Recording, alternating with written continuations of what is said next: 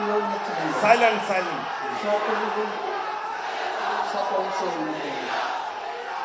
আসসালামু আলাইকুম। প্রতি বছর মে মাসে এই দিনটি আমাদের পরিবারে আসে এক বেদনা বিধুর স্মৃতি নিয়ে। এই দিনে শুধু আমাদের পরিবার নয়, বরং সমগ্র দেশই হয়ে উঠে পড়েছিল বেদনার্থ ও অভিভাবক। আমাদের প্রিয় মাতৃভূমি বাংলাদেশের জন্মের সাথে জড়িয়ে থাকা এক অবিচ্ছেদ্য নাম শহীদ প্রেসিডেন্ট জিয়াউর রহমান, যে চট্টগ্রাম থেকে স্বাধীনতার ঘোষণা করে তিনি এই দেশের সাথে তার নাম অবিচ্ছেদ্য করেছিলেন। সেই চট্টগ্রামে এক সফল, সৎ, দূরদর্শী ও প্রকৃত দেশপ্রেমিক প্রেসিডেন্ট হিসেবে নিজের জীবন উৎসর্গ করেছেন।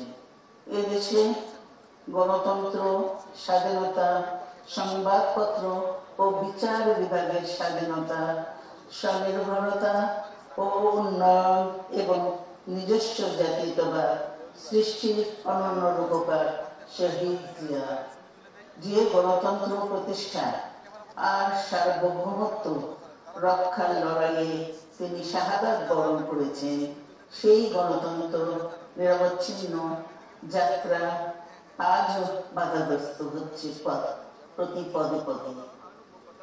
খুব শীঘ্রই আমরা বাংলাদেশকে গণতন্ত্রে পুনঃপ্রতিষ্ঠিত দেখতে পাব।